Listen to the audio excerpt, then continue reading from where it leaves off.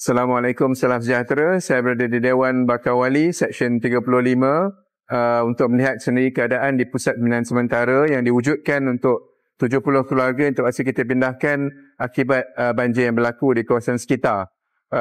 Awal tadi saya juga telah turun ke Sekolah Rendah Agama Shah Alam, di mana di sana pun lebih kurang 70 keluarga dipindahkan akibat fenomena banjir yang berlaku. Jadi kita mengharapkan agar penduduk dapat bersabar dan segala bantuan yang diperlukan akan diuruskan oleh Pusat Pembinaan Sementara yang telah beroperasi. Terima kasih kepada kesemua petugas, Jabatan Kebajikan Masyarakat, pejabat daerah, majlis dan sebagainya yang telah memberikan sumbangan dan bantuan kepada bangsa-bangsa yang terkesan.